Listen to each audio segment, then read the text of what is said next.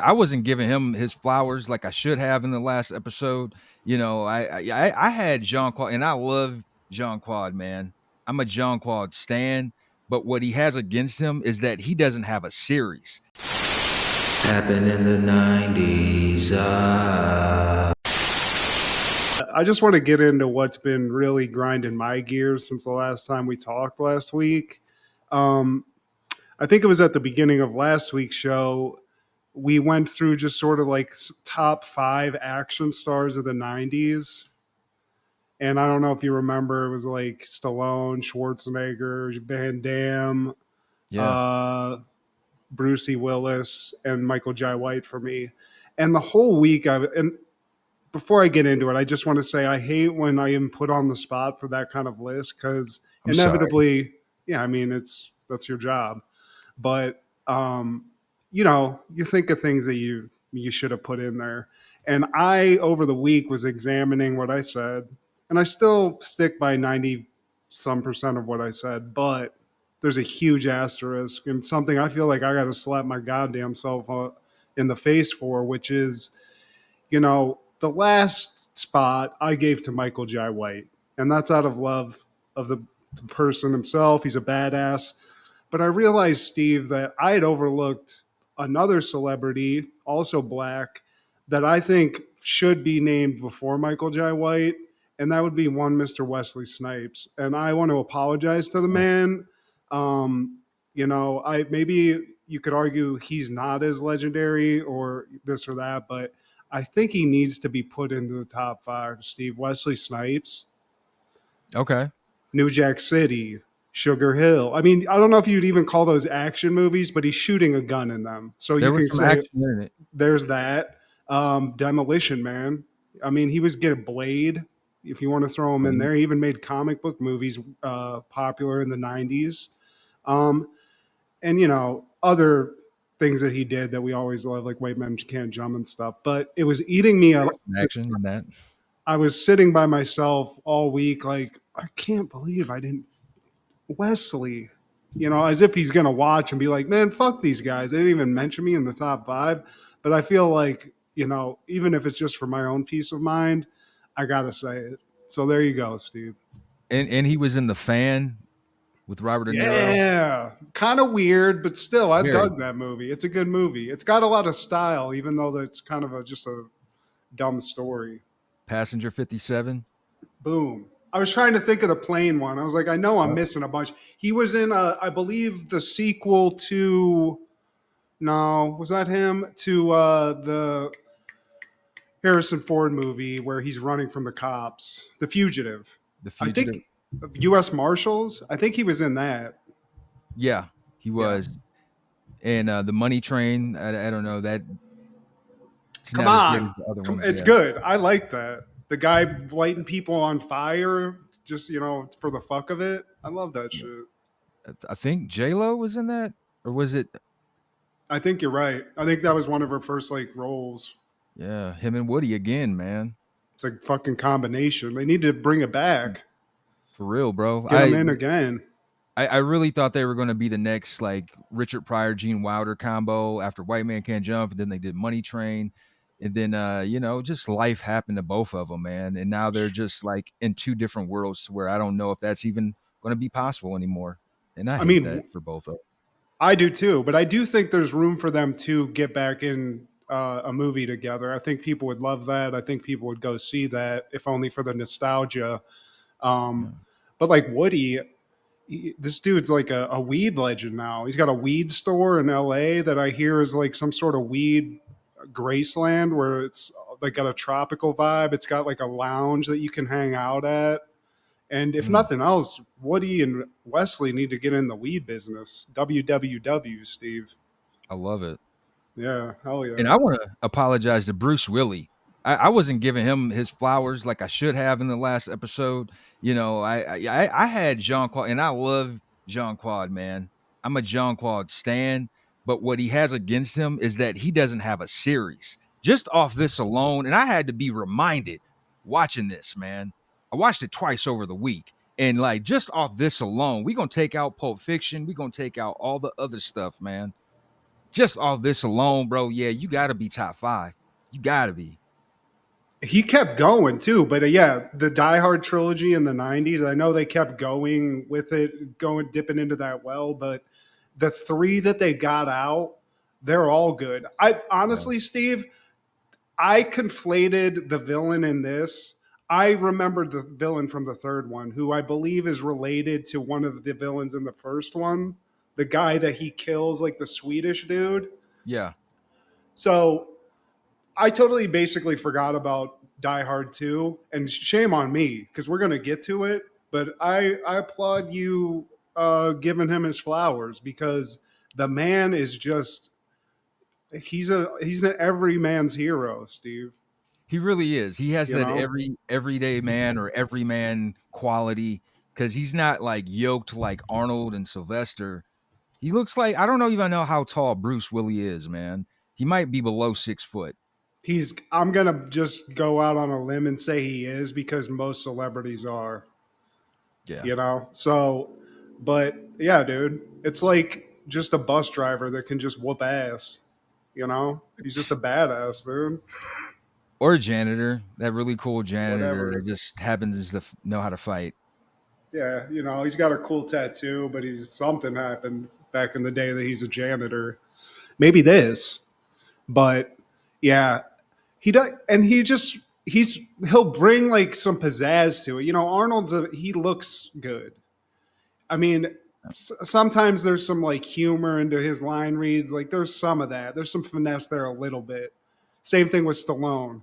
But I mean, Bruce Willis will give you some comedy, Steve. He'll give you a little moonlighting on top of punching a guy in the throat, you know? He has that over Sly and Arnold, but like he's not an impressionable person. Like I think that makes you more iconic when people can do impressions of you. Yeah. What's Bruce's thing? You can't do it. You His just voice, kind of have to sound cool, like let's go out for some drinks. It's almost you know, Matthew McConaughey-ish when it comes or out of my mouth. I or don't Luke like that. Perry. It's like a mix. It's just like cool Yeah. guy because he's always just kind of like slow talking. Hey man, hey, what's up, little fat fuck? I like how, dude. We'll get into it. I'm so excited to talk about Die Hard too. But shout out Bruce Willis, man. I know he's having some issues health Yeah. wise, but the guy is cemented as a straight up. He's one of the last movie stars. I mean, the people that we have, those are the last ones, Steve, because there's nobody like this now. Even the ones that you could name, like Momoa or Chris Hemsworth, just because they're in comic book movies. You know what I Statham. mean? Still got Statham. I guess, but I wouldn't even put him in this kind of class, Steve. He's like a Yeah. B grade compared. Yeah. He only has one. I guess it's like Stallone and everybody else. He has one fucking. He's got one pitch. If he was a pitcher, Man. he'd just have a fastball. You But know. just like Bruce Willie, just off the transporter alone, come on, give Statham his prop. Transporter go hard in the paint.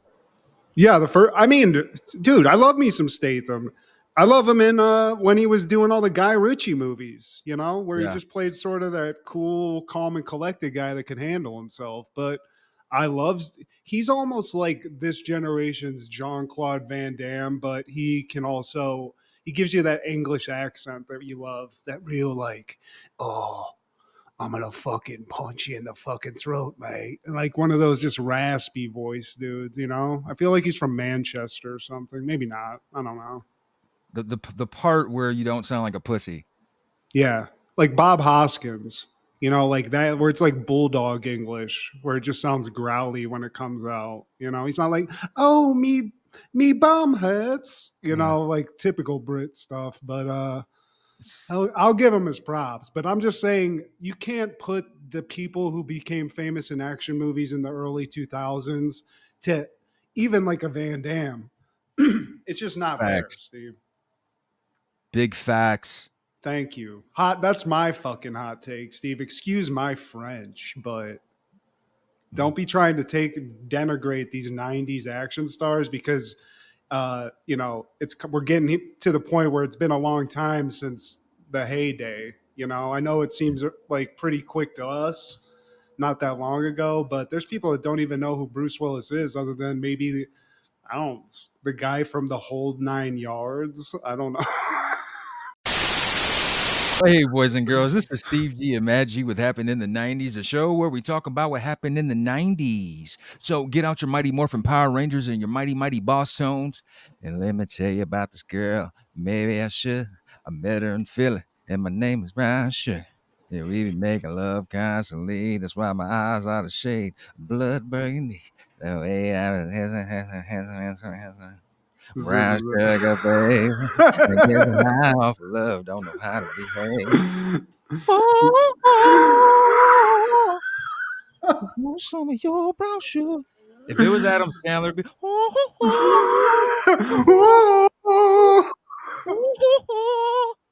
want some of the brown sugar. No. But I mean, Steve, those silky smooth. I hit too much weed, Steve. Everything you're saying is just hilarious. If the lyrics aren't jacked up, it's not happening in the 90s, damn it. I mean, I like the songs you sing because all you can get like it's like 90% gibberish, but then you'll be like, "Well, I am a brown sugar." You just get the right two words. I like that. Well, today, my friend, we're talking about the 4th of July Wow. in the 90s. Yippee-ki-yay, motherfucker. Starting off in 1990, Die Hard 2 or Die Harder premieres in theaters. John McClane attempts to avert disaster as rogue military operatives seize control of Dulles International Airport in Washington, D.C. Directed by Rennie Harlan, starring Bruce Willis, Bonnie Badella, William Atherton, Reginald Vell Johnson, Franco Nero, William Sandler, and John Amos. That's two black sitcom dads I just named. Yeah. Amos, dude, I'll be honest with you. He had me fooled for a second because, like I said, I forgot about this. But I don't know, Steve. Is this better than the first one? I don't think so. I mean, I don't think it's you can really do that, but I think it sticks right up there with it. You There are know. very few. I don't think this is on that list of sequels that just outshine the original, man. Terminator 2, that's my first go-to. Empire Rocky, Strikes Back. I'll say that if you're okay. into Star Wars, but yeah, Terminator 2. That's a motherfucker. It doesn't get better than that. It actually was way It's better than the first. you could say that's the goat of sequels, man. This one, I don't want to shit on this one because this one holds up. It actually exceeded expectations. You know, Hell they yeah. they quadrupled their investment in this movie, man. Well, I like what I do like about this as a sequel is that it relies on the epicness of the first one.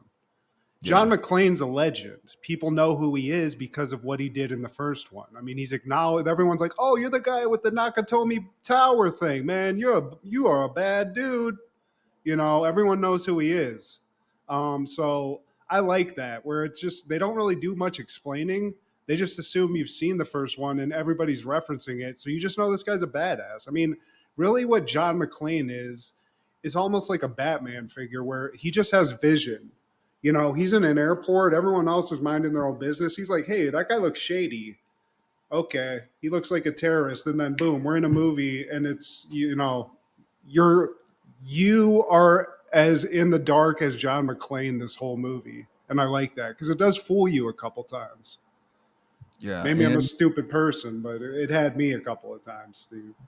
well, I mean, this isn't the first time either of us has watched this, man. But even still, like the suspense, there's a proper amount of buildup, and I mean, we'll touch on those points later, man. But like, there's a couple moments where like some shit is about to hit the fan on John McClane, but like just at the last second, and still to this day, I'm at the edge of my seat, man.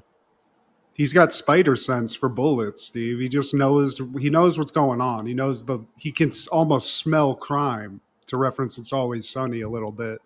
But right away, we get a nice little still a Christmas movie. It's happening during Christmas, so we all love that. John McClane goes to Dulles. What we see in this movie is an accurate representation of that airport. I have to use that airport a lot because it's near my family. It sucks. It used to suck way worse, so I can only assume it was that much worse in the 90s. And within Steve, not a second of being parked and just waiting for his wife Holly, John McClane gets towed, Steve. I mean, it's insane. They have him up on bricks, and I don't even think he had 5 seconds to acknowledge what was going on here. And there are character actors throughout this movie, and the guy that's towing his car, I've seen him. The first thing I think of was he was the deli owner, the deli manager in Fresh Prince of Bel Air when he was mocking Will when he came back to Philly, and he named one of the chicken sandwiches after Will. It's like, oh, it's a give me a Will Smith on rye. Walk, walk, walk, walk, walk, walk. That's random shit, just random shit. I'm trying to figure out. I was ever since I watched it, I was like, where do I know that guy from? Because there's a movie I used to watch a lot. It might be what you're talking about, but there's something that You he know him was from in. something. You just can't tell. You probably know him from several things. He definitely played a mobster in something like that for kids, even. You know, it's like that level of stuff. But Blank check. uh, I, I'm sitting here trying to Yeah. think. He wasn't the Um, main guy though. No. no, he wasn't. But I'll think of it. I'll figure it out before the end of the show. But you know, other than John McClane, they really get your attention, you know, with that. The little comedy you get there. And then we get a quick cut to just a guy doing naked karate in a hotel. And that's our villain, Steve. And the first thing we get is just heavy ass shots of this guy just doing some nice, I guess, Tai Chi. I don't know. William Sandler. Yeah, man, working on his karate and kareze. And in the background, you overhear this broadcast, like the news is reporting on this guy, this Esperanza guy, and how he's being extradited out of his country. He's coming to America, and they're actually expecting his arrival at Dulles International Airport. Why publicize that? You know, if it's hard enough to get some, this guy's like a Bolivian drug. He's like basically Noriega. Like, think Yeah. that kind of person. So we know there's a drug lord flying into Dulles. John McClane's wife, Holly, is flying into Dulles. Um, get a couple of fun references to 90s technology because John McClane's really anti tech, but it's the 90s, Steve. So he gets a call from her on an airplane phone, Yeah. and he's, you know, like, but he's coming around. You know, he has to use a fax machine at one point in this movie, and I guess that's against his morals as a troglodyte or whatever you call Luddite, whatever that's called. I think that's what we are, by the way. Maybe I don't know, but um,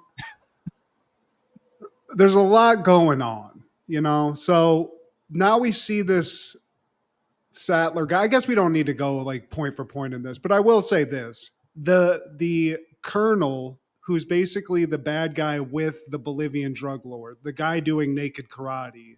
Colonel His name's Stewart. Colonel Stewart, Yeah. and him and he's got like a team, an A team of like CIA spies or something, and basically what they do is they reroute all power and communication from the actual Dulles air traffic control tower to a church close by, and they basically set up their own air traffic control tower and to take over. So they control everything. They shut the lights off at the airport. Nobody can land. This creates a bunch of issues because there's planes circling and running out of gas this whole movie, including John McClane's wife. Um, but the terrorists, I got to say, Steve, fantastic plan.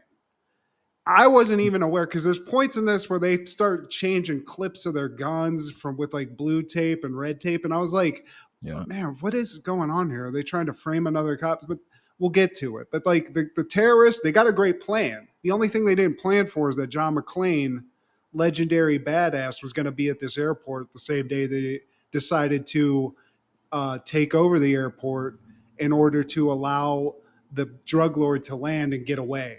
That's basically the whole plan of their. That's the plot for the terrorists. And John McClane actually passes Colonel Stewart before any of the shit goes down, man. And one of them says, like, you look very familiar. I also want to call attention to this crew. It's more character actors, more faces that you may know, but you don't know the name. Vonnie Curtis Hall, he's the one of the main culprits. He's the black guy. I always thought he had a frog mouth. And Dion Cole, I don't know if you're a fan of him, But I never forget one of his lines where he's like, "Man, I just don't trust a black man without facial hair." And Vonnie Curtis Hall, get a mustache, man, so you won't be Frogmouth. And then there's Robert Patrick, the famous villain from Terminator 2, also Bowling Green alumni. A Ziggy That's Zoom so Bob. cool. I love that. That's crazy. Hell yeah. And we don't see him yet. I haven't seen him yet, but John Liggs, he's in the mix too.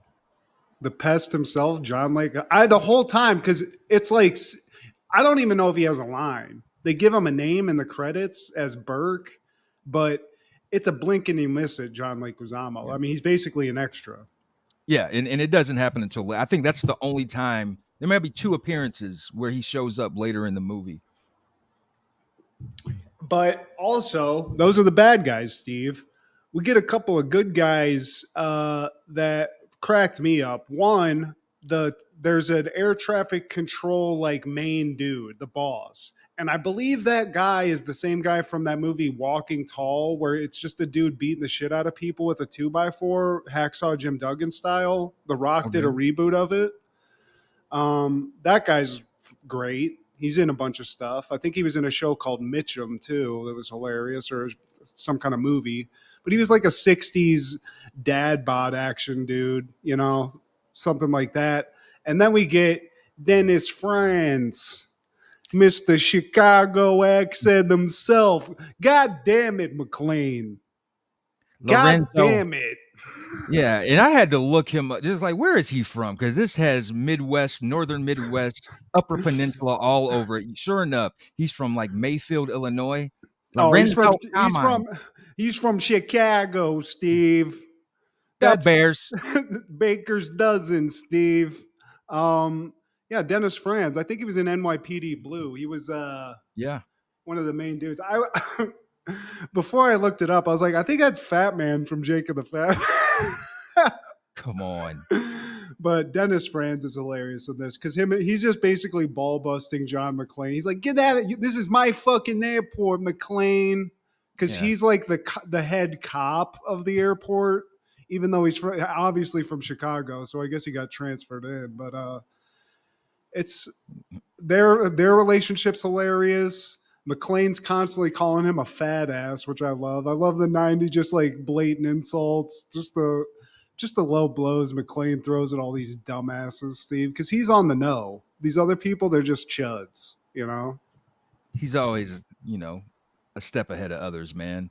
And so Stewart's crew, they find this church that's offsite, just like a little bit away from the airport.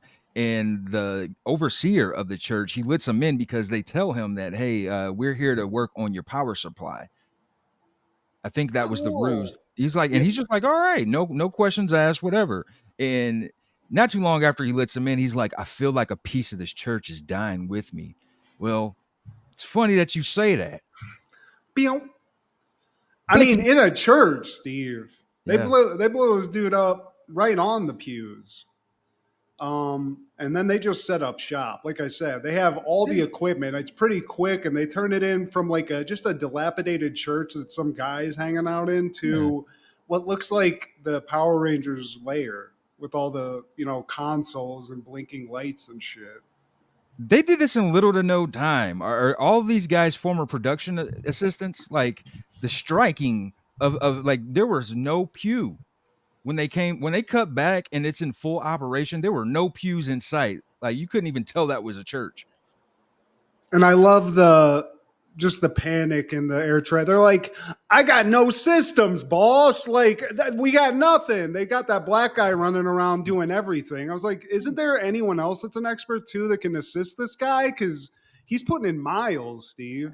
And he's a little guy, man. You just gonna have them little like nub legs just running around the airport. Come on, Hey guys. guys. He always hey, his real name is Art Evans, but he's always like the little black guy that talks like this. I gotta reroute the data into the jammer signals. It's like, okay, whatever, man. So John McClane early on gets to the airport. He's having a whole lot of issues with just like people being dicks to him. He's not getting the respect that John McClane deserves, other than from like maybe just somebody like a reporter that sees him. But he crosses paths early with the villain. which is hilarious. And then just as he's milling about in this airport waiting for his wife, he starts noticing like henchmen for the terrorists that really aren't doing anything really that suspicious. They're just walking around like sort of touching their ears. And he's like, I don't like that, you know? And he's smoking cigarettes in the airport. I forgot those were the times. This movie, if any, this is what makes me want to have cigarettes so bad, more than seeing people smoke cigarettes still, Steve, because you knew me, Steve. Oh, yeah. My nickname used to be cigarettes to some people because I smoke so much. And it's only when I see just a nice thick drag in a movie where somebody, it just looks so satisfying, In you public know? at that. Yeah, just in an airport, just walking around. I mean, he's talking to people and just like lighting up just in front of them, no questions asked. As if now you'd have to be like, "Is this okay, guys? I understand if not." But I mean, McClane, he might as well be like, it could be a doctor's office. Screw it, Steve. And another like reoccurring character throughout this is Sam Coleman. She's like the local news reporter, and she actually spots Colonel Stewart too. She walks by him and his crew, and she's just like, "Hey, Colonel Stewart, do you have any words?" Yeah, I got two. Fuck and you. Stone He, Cold Steve Austin's her ass. He even flips her the bird, Steve. yeah, William Sadler. He has the look for this role, man. He nailed this. He has the villainous, just ice cold demeanor throughout this whole film, man. Like I don't Killing get it in the 90s. We don't realize he's another guy. You don't realize everything he's done, but he did this. And he did a little movie I keep talking about, Steve. He was the main character in Tales from the Crypt Demon Knight with Billy Zane as the villain. your Killed boy. that. Yeah. He played Breaker in that. Killed that. And I'm looking at his 90s resume here, Steve. It's He was illustrious. in I mean, he was in a lot of things that we liked. He was Death in Bill and Ted, Wow. the guy in the white makeup. He was in Hard to Kill. He was in that show Dear John, Steve. Dear John. Dun, So dun, dun, he was dun. in Murphy Brown. We could keep going. He was in Roseanne. This guy was living his best life in the 90s. And in this, I like seeing it. Oh, he was also in a little movie called Shawshank Redemption as well. Oh wow. Yeah, so this guy Yeah. was killing it, and he's a good villain. Like he could do either or, but in this, he's just a fucking cold-blooded psycho, Steve. But military trained. All his dudes are all military, and he's got a couple of tricks up his sleeve that you're not even thinking of. That I think he came up with in that hotel room. Wow. You know, he's doing that sack karate where you can almost see it from behind, and Word to he, David Carradine. dude, yeah, exactly. Luckily, he didn't have a belt. So this whole thing starts, right? The terrorists take over the airport. They take over the air traffic control. They let the everyone at Dulles know what's going on. And they're like, look, you call anybody, you fuck with us. It's the simple ransom, like this is what we want. You're gonna let this guy land. You're gonna not fuck with it. Nobody's gonna go near the plane, and then you're gonna let him leave. And if you don't, we're gonna crash some planes and we're gonna do some damage. And they are very capable of doing that, Stu. And John McClane, he has a little shootout. That's the first like action scene that we get, and it's like two of Stewart's guys, and one of them is Bonnie Curtis Hall. The other guy gets decapitated. I mean, I guess you could call it that. He gets his head smashed like a Yeah. grape. Um, and that's just all in a day's work for John McClane, right then and there. And here's another thing I love about these Die Hard movies that I don't know why I forgot about it, but it's always a great thing. The accumulation of damage through the movie. John McClane never wipes himself off. He never gets cleaned up. So at the beginning, pristine. He's got a nice little J.C. Penney sweater on. He's looking very handsome. And as this movie progresses, he starts getting dealt some damage and blood starts pouring out of him. And at the end of the movie, he's just basically like an ECW match walking around, bloody as hell. He kills those guys, which basically alerts the cops that he was in fact right. Because him and Dennis Franz are like, going against each other. He's like, look, dude, there's some shit going on. You guys need to cordon off this area. This is an investigation. And Dennis Franz is like, hey, I'm the fucking top cop here, McClane. Why don't you go have a cigarette outside or something? Appalachi with bratwurst.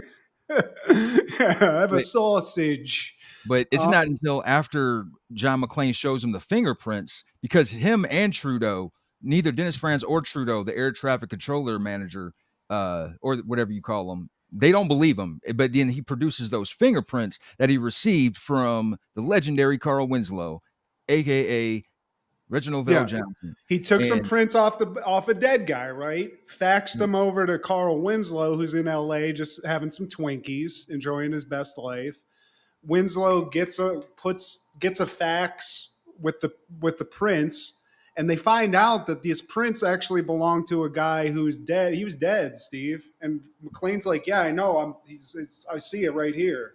The guy's like, "No, you don't understand. This guy's been dead for 3 years, according to these documents." So McClane's dealing with some sort of like deep state operatives that aren't even on the map. They're off grid. yeah, he died in 88 from a helicopter accident, apparently. So now Trudeau, he sees some truth in this. It's like, at first I didn't believe this guy, but like, hold up, Dennis Franz. Slow your roll, Carmine, Lorenzo Carmine. God damn it, McClane. I got a damn dead stiff over here. He's pissed, but yeah, and here's where I started getting tricked, because you see Trudeau like sort of side eyeing everybody, and I was like, this motherfucker's in on it too. Did I forget this plot point? Like, it keeps you guessing, and I think that's part of the genius of this movie. And now back to Stewart's crew, who's taken over fully in this church. They have all their devices set up, all the lasers, everything is just going. And they just cut the system off at the airport. Like, these guys are geniuses. Like, were they a part of the Mensa crew? The guy they're playing 4D chess. They shut off everything, which again debilitates all the plane's ability to land. There's no runways. It's just dark. And to add to the difficulty and dangerousness, there's a blizzard happening also in DC. So there's a bunch of snow and stuff. So now the airport's dead. Now the terrorists they've told Dulles what's going on. They're threatening them, and at a certain point, I feel like McClane even gets on the radio and says something to him. And I don't know whether that was the initiating factor, or I think maybe just having cops come investigate something was, but they are like, look, dude, we told you guys, no cops, nothing. We want nobody to know what's going on. So here's a lesson for you. And basically what they do is, because they have control of like an air traffic control tower, they recalibrate what ground level is. So they set that to 200 feet below what it actually is and tell one plane to land. Like, you're clear, here's the coordinates, recalibrate, and that plane comes down. McClane realizes what's going on, rushes to do something. He Gets help from the janitor, Marvin. Like, he sneaks up on him, and he was like, dude, I thought you were about to mess up my record player. But he gets the assistance of Marvin. He has a map, and it's all laid out, and then he lets him know where the skywalk is, so that he can get to this control room. Now, Leslie Barnes, he decides to try to use an unfinished antenna that he knows of to communicate with the stranded circling planes, because that was a part of the plan too. Stewart basically had the airplanes stay in the air, even though they're low on fuel, because it's like, hey, our main objective is to get Esperanza here safe, and we want an isolated 747. We see any cop, all this shit is a go. Yeah. And so they make a plane crash, Steve. And McClane he gets up, he somehow gets like right in front of a plane in the runway, like through some ground tunnel, tries to wave like Jeff Goldblum in Jurassic Park and just let him know what's going on. He can't. This plane crashes and they kill everybody on this plane. So these terrorists are not fucking around. McClane takes this terribly. he's in the cop room. Everyone's trying to deal with this tragedy and what's going on. He's having a cigarette, tearing up, talking about how he failed all these people. And I'm like, kind of being a little tough on yourself, man. Like you did everything you could, so feel good about that. But Considering this is outside your jurisdiction, I mean, yeah, you're kind of a vigilante at this point. You can only I do mean, so much. I mean, Dennis Franz, the top cop at the airport's fucking pissed off at you. So I mean, he's threatening to lock him up. He hasn't because obviously he's an asset. So that's happened. But now McClane's fucking pissed because he's like, well, you know what? Uh, I'm gonna get some revenge on that. And he also finds out that his wife's plane has about an hour and a half left to Well, uh, to until it runs out of gas. So there's like a ticking clock in his head for the love of his life and all this terrorism shit going on. and now that Trudeau is on McClane's side, he sees them kind of just like moping about losing the plane and blowing up. He tells them like, "Hey, this is what we're going to do now. We're going to get the government involved. We're going to bring in the special forces unit." And speaking of the wife, another side story is that there's a reporter, like a local news reporter, on the plane with Holly, and his name is Richard Thornburg, and he's kind of an asshole. We see it like soon, like quick, that the stewardesses, they don't like him. I guess he did a story on air flight attendants calling them hoes or something like that. And he's doing his due diligence and to try to figure out what the hell is going on with this plane. So one of his assistants has like a receiver, and he intercepts what is being said from the air traffic control, The fake one, the fake one. right? Yeah, No, it is the real one because he's hearing the panic of them being because they're communicating in some different way. But we'll get to that. I think he hears both. Eventually, he hears the Yeah, real one and the fake one. but he's a cock. He's like a guy. He's like a dude that would chase ambulances for a story. Like he has no morals. And I think the reason that John McClane's wife hates him is that he did a story about their kids because John McClane's like sort of a mini celebrity in this universe or something. So Right. she's constantly shitting on him, talking about him being a scumbag, hanging out with some old lady on the plane, and she becomes, she's aware also something's going on because they're not landing and they keep looking out the window. There's like 40 planes out here just circling. This is crazy. What's going on? So, cut back to the airport.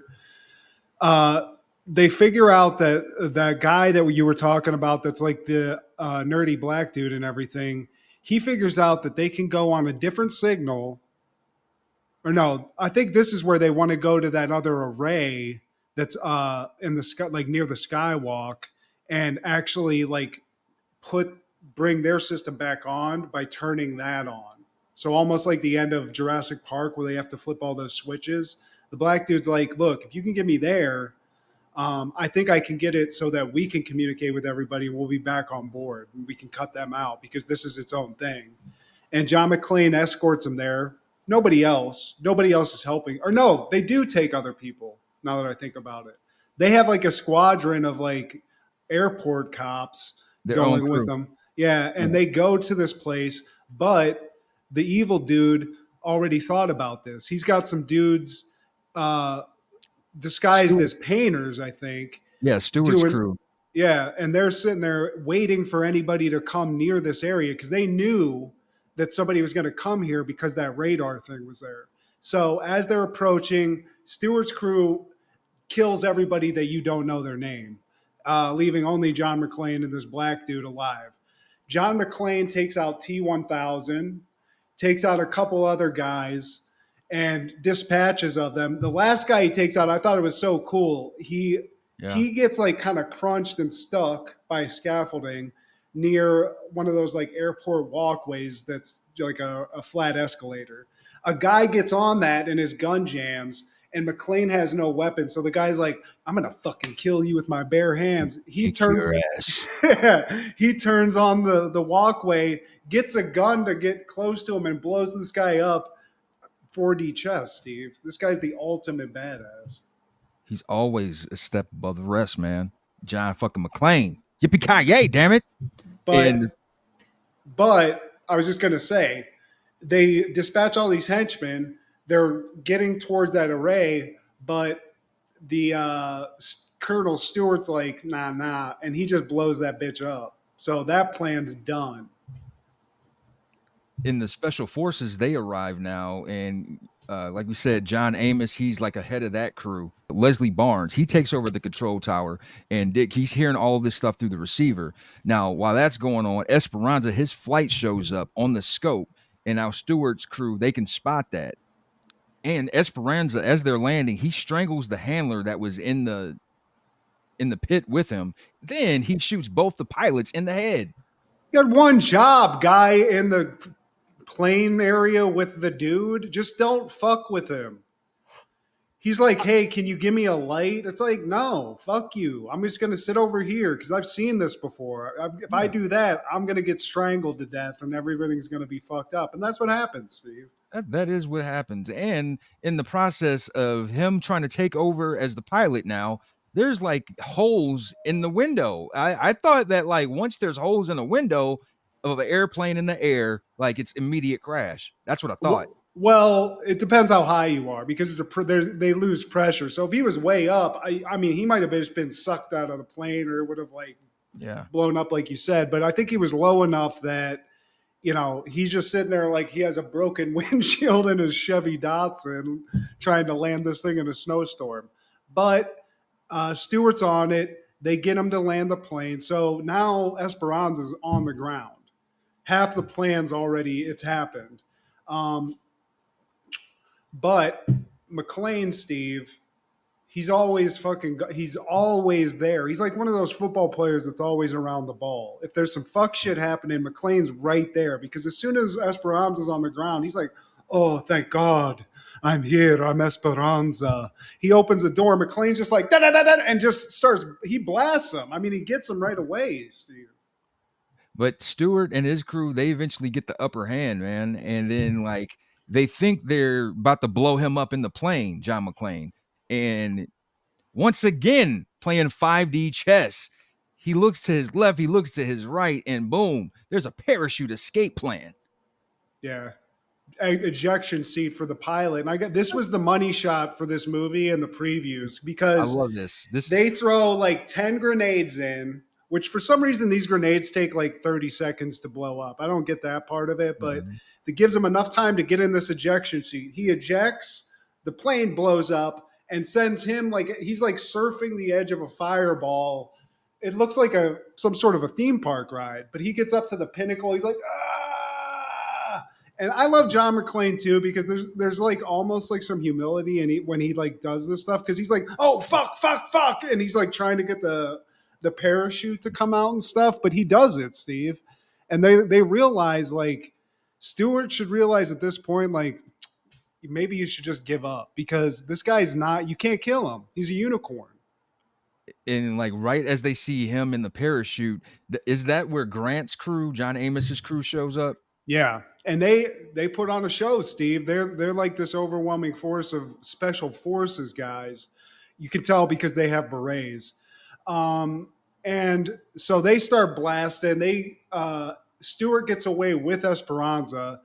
They get McClane, and at first we're like, "Oh, this John Amos guy, he's pretty cool." Like, and he's even given McClane props and shitting on Dennis Franz. He's like, "Man, shut up, you fucking fat turd."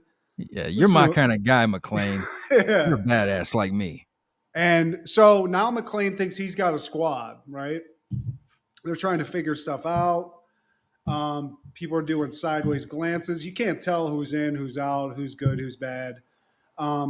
So they're trying to figure out what to do next. And as this is happening, that plane situation again, like there's that ticking clock of that keep going on. McClane only has so much time. You know, he's got to stop terrorism, but he's got to get his wife on the ground too, Steve. So that's his ultimate concern. And McClane, his plan right now is to find that church. He finds the church and he's ambushed by one of Stewart's guys. But as they're having a little tussle in the snow, he ends up stabbing dude in the eye with an icicle. That's the most violent use of an icicle I think I've ever seen. Right in the fucking eyeballs, Steve. And even the guy was like, "Oh," and then he died. It was disgusting though. I didn't like that. I don't even think they did that in that Clay Fighters video game back in the day, where one of the fighting characters was a snowman. You remember that? Yeah, I mean, the only thing I've seen this on is that weird movie called Jack Frost. That was like a horror movie with the snowman. Definitely happened in that. Yeah. And I'm sure there's other Christmas movies where it happens too, like horror movie wise. But I mean, straight he takes a stab too, Steve. He Like takes that like slow stab, but that pisses him off. He doesn't like to have his own blood drawn, and he does that, and it's disgusting. I didn't like that. blood just makes him angrier. I don't like when shit goes in people's eyes in movies or they fuck with teeth. You know, I don't like Yeah. that. It fucks with my. It just gives me chills. It's the So equivalent of a screeching chalkboard. yeah. So Franz is out here with John Amos watching, and they approach this church, surround it, and they start blasting at the church. Right? They're putting out. They're just fucking thousands of bullets are flying. But Stewart's crew, they're sharing gunfire too. Yeah, it does. It's crazy. It should be a lot more damage done, but these guys, it looks real. Let's just put it like that. They get away. Uh, I don't remember exactly. I think at this point, Stewart's group retreats.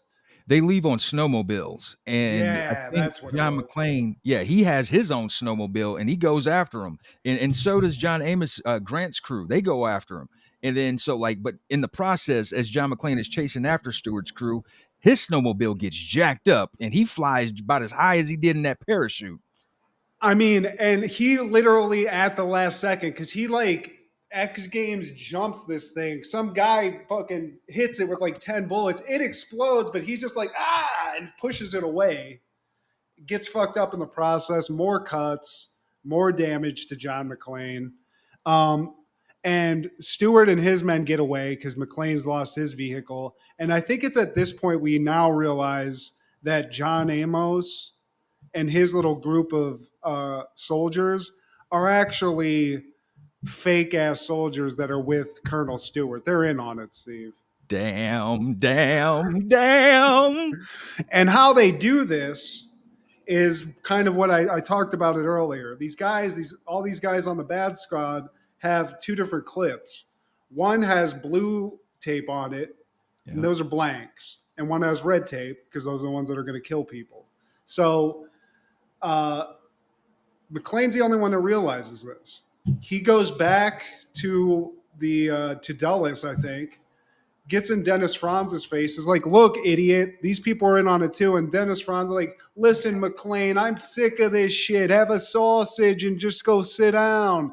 And McClane's like, oh, okay. Just unloads. But it's one of those clips with blanks. And he's like, look, dude, they played us.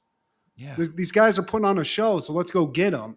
So now he's got Franz on his side too, Steve. Franz is coming over. He realizes he's been a cock. Finally. And while that's going on, Holly's been keeping an eye on Dick Thurnberg because he's been moving funny, and she already had a restraining order against dude. I slipped over that one, man. And what Dick Thurnberg is doing, he's basically doing a live broadcast from the lavatory of the airplane. I swear technology must have been better in the 90s. Yeah, I mean the phone technology for sure was, but he's given this live report, and now because the cops have been keeping this all sort of under wraps, because they don't want to have mass panic.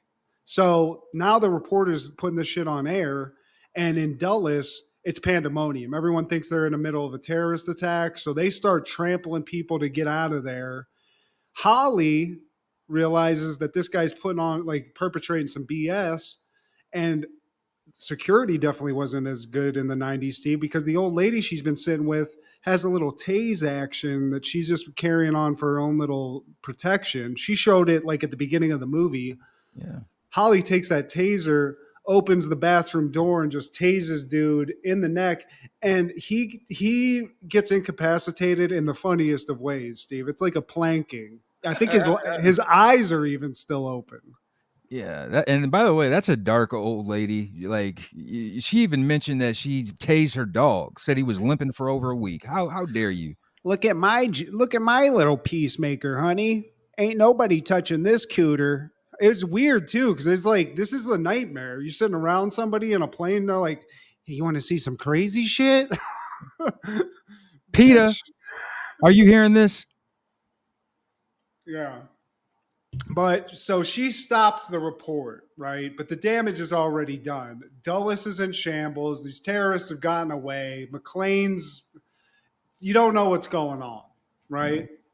But that black dude that keeps coming in handy, he's like, look, these guys have to be someplace close, right? That guy he was in this building, so he can't be that far away. And they start looking and they realize that the only logical place, and they figure all that stuff out, right? But as they I feel like when he gets back to the airport, what they realize now is like that guy's in a hangar getting that Esperanza guy ready to escape on another plane, Yeah, right? because basically what happened was once Dick put that broadcast out, that caused panic because that was Yeah. broadcast through the local news, and like with all that panic, it started a diversion tactic in an inadvertent way. It was like a diversion tactic so that like McClane and the crew like they can't get to the hangar. It Yeah. makes it harder for them, man. And so while that's going on, Grant's crew and Stewart's crew, they're able to make a clean escape, well, semi-clean escape, or at least meet in the hangar and aboard the 747. Man, and they're celebrating way too early, Steve. Everyone's like, man, we did it. Esperanza's the only one that's like, let's just chill until we get out of here. You know, and he even tells John Amos, like, hey, man, shut the fuck up till we get in the air. All right. Yeah. Because I might be a Pablo esque dude, but I still got to get this plane off the ground. So they're popping bottles, doing all the pre flight checks that you got to do. Because the only person who can fly this plane, all this military expertise, Steve, but the only guy who can fly the fucking plane is the drug lord. Esperanza, he's a man of several hats. He used to work at Boeing, but he had to decide instead the Coke was just too profitable. So they're doing that. McClane initiates a little help from his boy, Mr. Greasy Marvin, the janitor. Because what Marvin basically is the guy who knows how to get through the airport, like in all the greasy areas. He's like, where's the garbage chute that'll get me here? Where's the Yeah. this and that? So Marvin or somebody gets him, like, what happens? Oh, that's what happens. McClane sees the news crew with the lady that he saw at the beginning. And he's Sam, like, look, you guys got a helicopter, right? And they get in a helicopter. They go to the hangar that Esperanza is. And as this plane is coming out on the runway to take off, the helicopter's there. And McClane's like to the guy flying the helicopter, the news guy, he's like, hey, man, get in front of him, stop him. And the news guy's like, hey, man, I got kid. I'm not doing dude, that. I'm not Fucking about to play crazy. chicken with a 200-ton plane. Like that's not happening on my watch, bro. Or at least all right, get above them. Get above them, then, pussy. All right. So he gets above them, and then John McClane, ever so daring, hops on the wing of the 747. Yippee ki yay, motherfucker! No, I mean, I like that. Really, the only annoy he's just annoyed by this guy. He's like, all right, dude, just get over the wing. I'll jump on the wing. Like it's nothing. Like, I mean, there's no second thoughts. He gets So on the daring. wing and puts his jacket into one of the flaps on the wing, so it basically prevents the plane from taking off. Esperanza's like, something is crazy right now. Look over there on the wing, and naked karate Stewart and one of his boys get out on the plane wing. Now, here's the one thing, Steve. You'd be like, open the door, shoot McClane. It's easy, right? They No can't brainer. do that because there's gas in the wing. And I'm not a plane mechanic, but I guess that makes sense because that's where the actual engines are. So there's a Yeah. shitload of jet fuel there. So now it's hand to hand time on a moving plane wing, and Yeah. McClane gets in it. So first he gets in with the one henchman, the nameless guy, the red shirt guy. He mixes it up, gets real fucked up, but flips a guy over, and that guy gets pulled into the engine. Obviously, we all knew that was coming, Well, right? that's Grant, right? That's James Evans Sr., right? That he throws into the jet engine. Grant. Is it? Yeah, because they get into a fist fight and they're going at it for a while.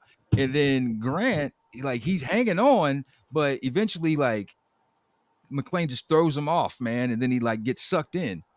Yeah, blood goes everywhere. Now it's down to Colonel Stewart and him, and we've seen Colonel Stewart do things naked that these same techniques can be applied with clothes on. So he gets in and he starts fucking McClane up, Steve. He's getting all the reverses. If this is Mortal Kombat, he's getting a flawless victory, right? He's Johnny Cage in this motherfucker. He's hitting this dude up, but he flips McClane over. McClane, you think, oh, he's going into the engine. But conveniently, Steve, as McClane's falling down the wing, we see that there's just this gas release valve right there. So McClane dings that as he's getting like pushed off of the wing. So Colonel Stewart's like, oh, we're good to go. He's off. McClane Bye. rolls to a stop on the runway, but there's this huge valve of gas just leaving a line, Steve, of jet fuel to the engine. But Stewart takes McClane, that little thing, his jacket off of the flap, goes back inside and is like, Esperanza, where the Cuban cigars at, bitches? we the shit. We the shit. Yeah, yeah, we the shit. But McClane conveniently has a lighter on him. That's why it's always good. If you don't smoke, people have a lighter on you. You just in case. You never know when you're going to get thrown off a 747 and save your wife in her arrival. And I mean, Steve, he already has the catchphrase. He doesn't have to think about it. He lights that some bitch, goes yippee ki motherfucker, and Yeah. lights it. And that trail of fire, Steve, starts going towards the plane. The plane is getting close to taking off. It finally starts taking off, but right as it's leaving the ground, Steve, that fucking flame goes into the engine, and everyone's like, yeah. And then, boom, Two. explosion. All the bad guys, just in one. McClane's death count in this, all the bad guys, The every last pest, one of frogmouth. them. He killed T-1000 in 5 seconds. It took Arnold Schwarzenegger 2.5 hours to do that. Yeah. And what also this does is conveniently creates a situation where all the other planes can land because now they have a clear runway. This is basically created a light for the runway for all these planes to land, including Holly's, Steve, which was running out of gas as it was approaching the runway. Two birds in one stone. Two crews. He took down two crews. Die Hard 2. Ooh, That's the boo. John McClane two-step, Steve. Two. He's got to get his wife on the ground so he can get to a hotel and fuck. Fuck those kids. Fuck Christmas after this because this is 2 Christmases in a row, Steve. 2 terrorist conflicts. And even Aced. did you say AIDS? What? I said aced, but Oh, okay. yeah, I bet he could figure out AIDS too. If you give him a couple, Hmm. give him an evil scientist and an AIDS needle, he'll figure it out. I don't know. Man, what can he can't do? Um, and also like Sam Coleman, who's been thirsty for a news story this whole movie. She sees Holly embracing her husband, John McClane, and her cameraman. He's trying to get some footage, and she just Hmm. says, "No, this is." What did she say? This No, the is cameraman's like, "Oh man, that's beautiful," and she's yeah. like, "Yeah, it is," but she hides the camera. She's like, "He's putting No, a hand way too far down on that ass." But he's done it, Steve. It's Christmas. Everyone wins, and the bad guys, their charred remains on the runway, but everyone else is kissing and hugging and loving each other with the smell of dead bodies just frying in the background. You know. Carl Winslow's eating a couple Twinkies in LA, just like, God damn it, McClane, you son of a bitch. I wonder if my show's going to get renewed. I don't know about that. Steve! I don't know about that kid with the glasses. Oh, and another cherry on top, McClane gets his ticket thrown out because the cop that towed away his car was actually his brother Vito. It's Yeah. Christmas. It's Christmas. But here's my thing when I saw that, Steve. You still towed the car. So where the fuck's the car at? I mean, you might That not have part. the that might have made it harder for him to even get his car out. But you know what, Steve? Him and friends, they're gonna have a nice sausage and peppers in fucking Chicago, sometime. Watch the Bears. Maybe watch some Michael Jordan. The But Bulls. you guys did it. You know what? Die Hard 2, it could have been a fuck stick of a movie. It wasn't. And we It got totally it was. was like filled with celebrities, Steve. And I love Yes. that. Like stars and future stars, man. And Planet Hollywood, man. I don't know if this was by design, but those three, you could probably say, yeah, man. You were right the other day, bro. I I mean, like that. Those are the three best. it's hard to, especially because we grew up in that time where that was like when it happened, you know, in the late 80s and 90s. That's when all those people, they became movie stars like that. So it's hard to top them. But like I said earlier, man, don't fuck around and take Snipes out of there, or Jean Claude for that matter. Both those guys are also legends. And if you want to throw somebody else in there that I was thinking about, Jackie Chan. Yeah, most of his like prime, his peak years were overseas. I think he was a late bloomer. You could say he's like a Yao Ming in a sense of like, yeah, he was playing overseas. Then like he came over here and was an all star. But man, you should have saw him when he was 21. Yeah. I mean, but they started bringing his shit over here, like that movie Rumble in the Bronx. That Yeah, was just like one of his Asian movies that they dubbed. And I think that's how people started to sort of get to know him. And then obviously he was in like Rush Hour and stuff like that. Um, but yeah, dude, Bruce Willis, man, he's in a lot of cool shit. I'll give him that. He was in some movies, and even in the 2000s when he was starting to age a little bit. He was in this movie with Mos Def called 16 Blocks. Great thriller action movie where he's like sort of a alcoholic old cop. It's like if John McClane got old and bitter almost. And I think Bruce Willis is great, man. He's funny.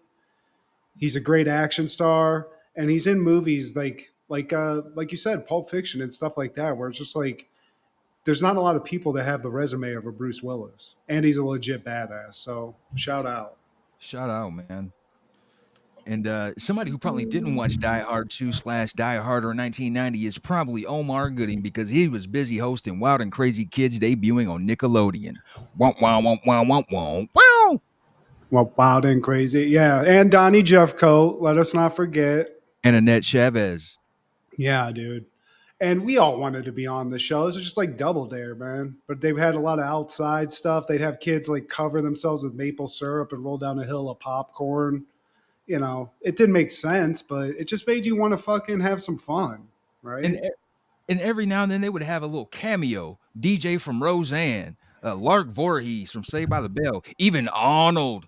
Arnold was on an episode. Oh, look at these kids. They're so crazy and wild and muscular. They're crazy. Get in the popcorn. Roll around in the popcorn. Yeah, dude. But this was my dream to go to Universal Studios Orlando, go to the Nick Studios, and get to just do whatever crazy shit they were doing on Wild and Crazy Kids one time and meet Omar Gooding, my dog. Omar, man, and he was there throughout the whole time. Eventually, Annette Chavez would be replaced by Jessica Gaines the following year, and she would be there from 91 until the show ended. Boo. Yeah. You weren't a fan of Jessica Gaines, huh? No, but I was a fan of just the OG crew.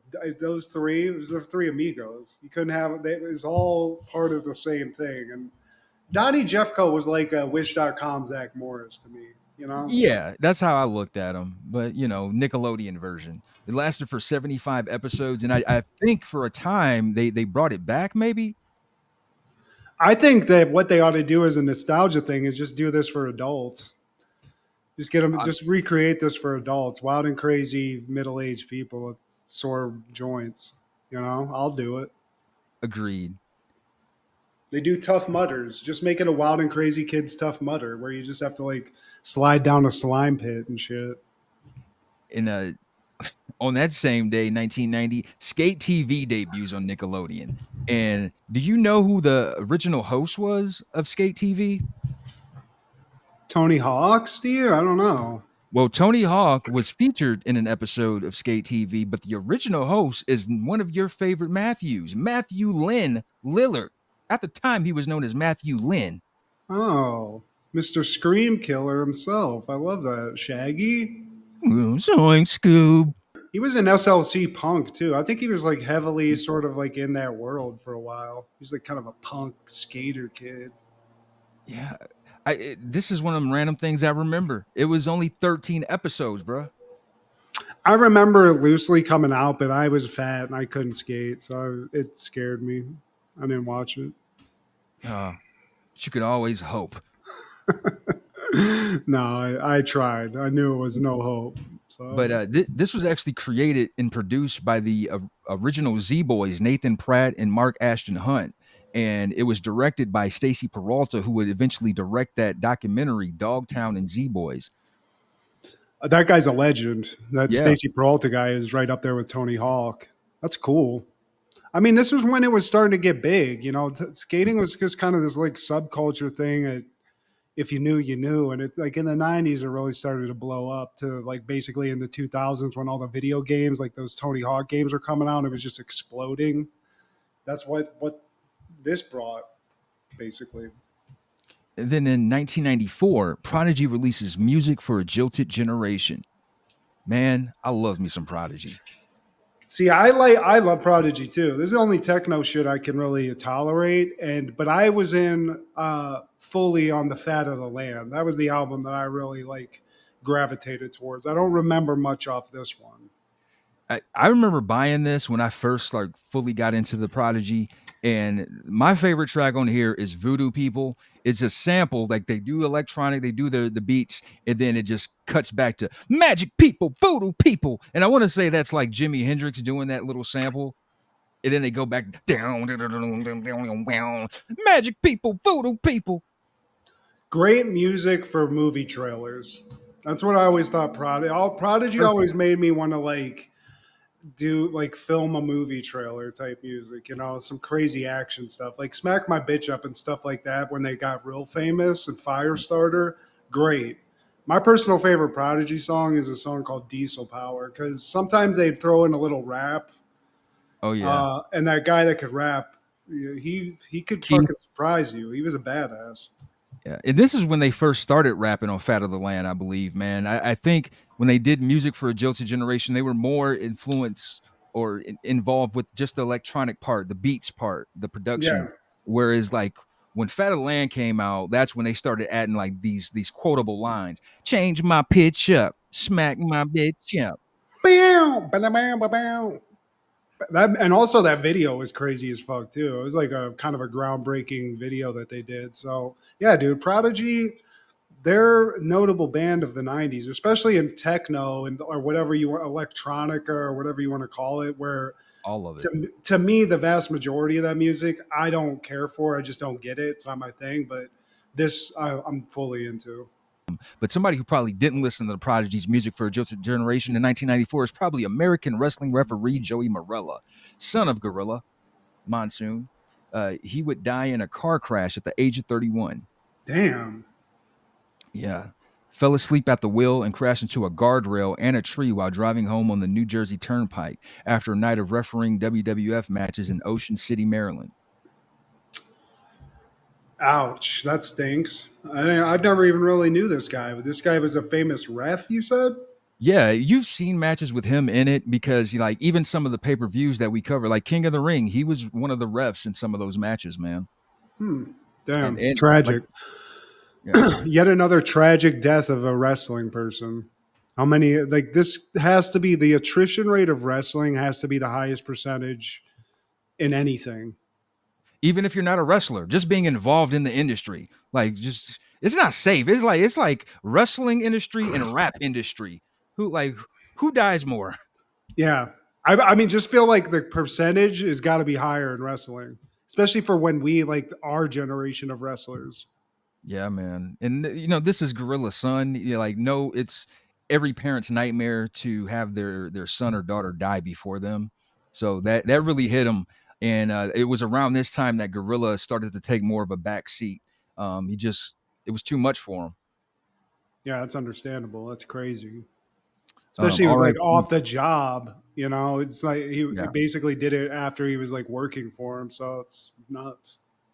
But 1995, the Foo Fighters released their debut album, self-titled Foo Fighters, and this is the one with "I don't know anything. I'll stick around. I'll stick around." And there's a lot of backstory about this that I wasn't really aware of until I got on the wiki about how he had to like make up a name for this band, and like nobody knew he was involved in it when he was passing around the demo tape and stuff like that. Like he would just pass around, and be like, "Yeah, it's a crazy band," and it's obviously, thank God. He Yeah. thought he's like he was already in one of the greatest bands of the '90s, and then to follow that up with this is just shows you how much of a talented dude he is. And I think he did it all himself when he made those like the initial album. And then he got musicians to play the music. What a genius, man. I mean, you could probably say he's one of the best like chameleons of rock, if not the best, man. Like, Nirvana, when you're in a big rock band, some people make that their retirement plan. Like, oh, I'm putting all my eggs in this basket. And then when it crumbles, i.e., your front man shoots himself, like, oh, like, well, fuck. I'm just, this guy, he was staying at it, man. Dave Grohl, not enough props has been given. And he has what I like about Dave Grohl too is he's a legend. He's done all these things. He's obviously like a musical genius. Sense of humor. He was like the drummer for Tenacious D. Yep. He'll do like comedy stuff. He's a very like creative, and he has like a fun sense of humor about himself too, which is kind of odd for a celeb. Some people take themselves too seriously, you know. And this was a change of pace from Nirvana, man, because they were like dark and grungy, and like their videos were kind of like just kind of out there. But where this one with Foo Fighters, man, this was the album where they did the Mentos parody for Big Yeah, Me. yeah, hell yeah. And that's what you kind of saw, that sense of humor a little bit, like Yeah, just that creativity on that side too. So, yeah, I think it's hard enough to step out of the shadows of a gigantic band like Nirvana. And then he just basically was like, that didn't work out, but watch what I can do, and created this whole new genius thing that's still, I mean, it keeps losing people and it's still going. Like it just keeps going and going because I mean, he's never going to stop writing music and he's great at it. I can do more than drum, mama. And on that same day in 1995, D'Angelo releases his debut album, Brown Sugar Babe. Oh, oh, oh, I He's not naked yet, but he's going to get there.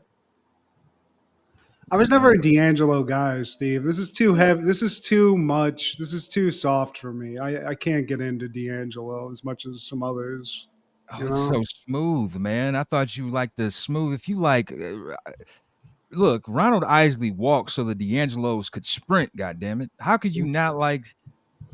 I think I was just turned off as a fat white kid seeing that yoked black dude just make every woman just moist in the pants. I was like, I'm never gonna be that. I can't sing this song. But look at you now. You're a vanilla version of that. Look at I this mean, man. Look at this. Look. Would you look in the mirror and just remind yourself how handsome you are, Matt? give me some strong overhead lighting. I mean, we can recreate the video, honestly, Steve. Give me like 2 more months. I'll be good to go. But I'm just saying that's probably where just my lack of D'Angelo knowledge came from. Just like his resentment. I was a hater, you You were a know? hater. All right, man. Knowing is half the battle. But cruising. You're not even cruising. I'm not even cruising, Steve. Not even on a Sunday afternoon. I'm not. Cruising, the only cruising I know is a weird movie Al Pacino was in back in the '70s, and that's crazy. So I love it when we're cruising together. Cruising is made for love. Cruising is made for us. I love you are a hate. Put a capital H on his head. Ah, I can't believe this right now. But also in 1995, Funk Dubious releases Brothers Doobie, and Pussy Ain't Shit is one of my favorite tracks on this album. Pussy Ain't Shit, Triple X Funk, and Super Hoes. there was one night because I listened to this while I was working out today. Dedicated. I didn't know who this was. I've seen Funk Dubious, like I've seen that like someplace, maybe on a poster.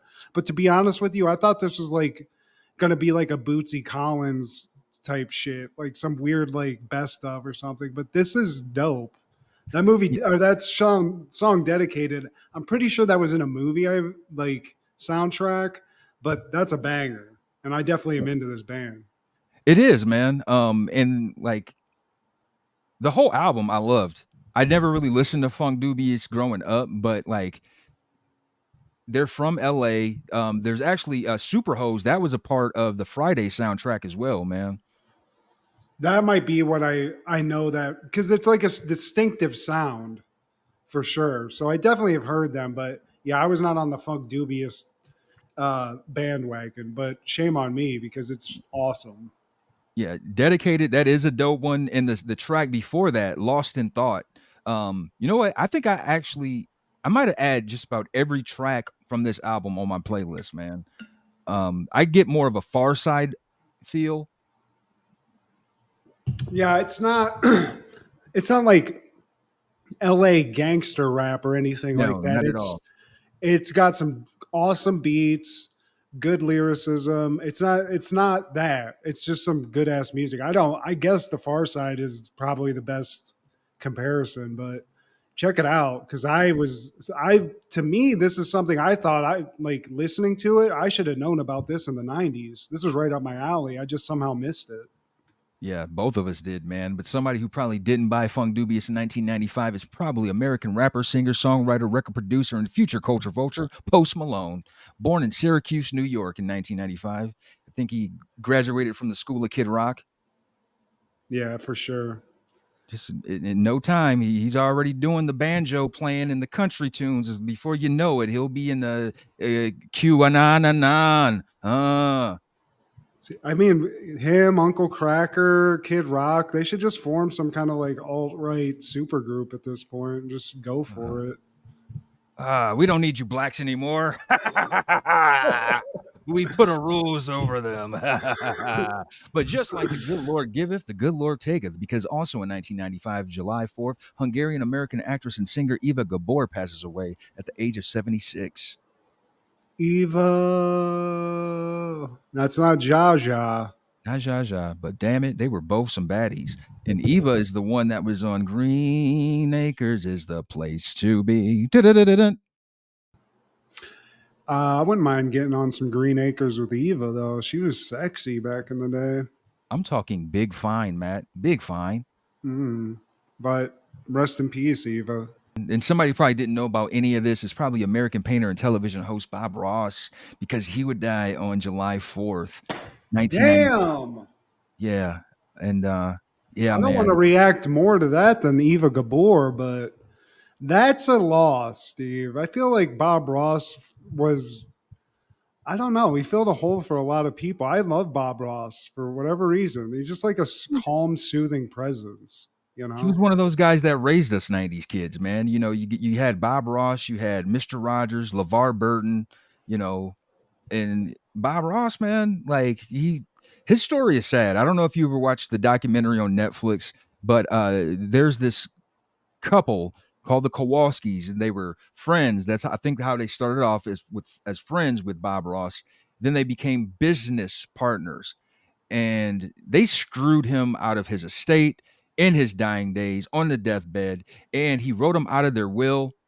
But because they had some great lawyers, they said that he was doing a uh, they had it hooked up some way to where you can't make that move. You can't write us out of your state. So basically, they basically own everything. And the remaining half that the son and the brother still had, the wife talked them out of that. Damn. So if it Oh, kind soul like Bob Ross. of, That's a of, tragedy. of all people, because he was a badass man. He was an awesome dude. He fought in Nam, and like he was like a lieutenant. This calm guy. He was like a lieutenant in Nam. And what really sucks about it, man, if you're a fan of Bob Ross and you want to like buy some of his memorabilia or anything that's like that has his likeness or name on it, man, it doesn't go to his estate. It's going to a horrible human being. That's what That's really sucks about that. bullshit. Like, I would love to have some Bob Ross stuff, like just for design or have even a pops figure. They might be eating off of that, man. They'll get theirs, dude. Yeah. Karma spins Bob, the block. when they're in hell, Bob Ross will be up there painting their picture like, paint some nice little cute flames next to you. I'll paint them hanging from a pretty little tree. That sucks, dude. But Bob Ross, legend.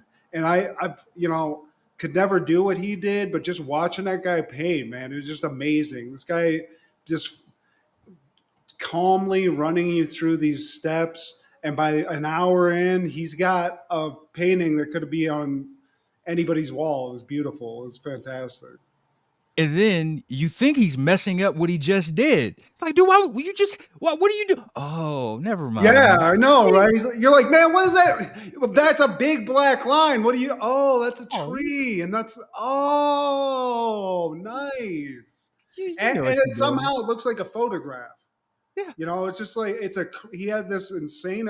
Some people are like that, dude. Like our buddy Jordan. It was just Mm, artistic people, and what I liked about him was he had the ability to teach while he was doing these things, and that yeah. show, if you had the materials, you could follow along and like try to do that and probably Try. become pretty good. Yeah, I mean, obviously a lot of people tried that, but I'm just saying, like, Still, yeah. very few people that would produce an hour long show every for about, I don't know if it was every week, but it was just like so many Yeah. episodes of this guy just like being a great teacher and just putting out some like awesome shit where, like you said at the beginning, you're like, this is gonna be some straight trash, and at the end you're like, holy shit, holy crap, dude, that's awesome. For real, man. And it was educational, bro. Like he did this for the love of the art, man. He wanted to teach people. He even had different classes, man. You could see in the documentary, he's teaching kids, he was teaching adults. And doing this on public access, I don't know, they probably weren't getting paid much, man. But like I said, he wasn't there for that. But unfortunately, he was dealing with some people who were solely in it for that. That's Hollywood, dude. That's crazy as fuck. But you know what, Bob Ross, he's laughing, dude. That's what I'm telling you. This guy's somewhere just like living the good life in heaven, Steve. I only hope so. That afro's Yeah. just up there, just clean, Yeah. fantastic. And pristine and angelic. But any callbacks, honorable mentions, or canker sores? Just another quick shout out to Wesley Snipes. Wesley, I omitted you in a list. It's by no means a takedown of you or just an insult to you. You're a badass. And you might be as badass as Michael Jai White. I can't tell you. And I honestly, Steve, sitting here right now, he might go to number 4 and Jean Claude moved down to number 5. And we Uh, pushed Michael Jai out because I feel like Michael Jai White had more success later after the 90s that I'm more in love with. You know what I if we're mean? if we're talking just 90s, then yeah, he would probably have to get pushed out of the 5. Yeah, I mean, But we but still still, have him. we Yeah, have to acknowledge greatness when we can. So to Wesley Snipes, you're a legend, and I am so sorry, Nino. I apologize. So, rockabye baby. how about you, Steve? Man, I shame on me for just not mentioning this before, but R.I.P. to Donald Sutherland, man, another legend. That's Kiefer's dad.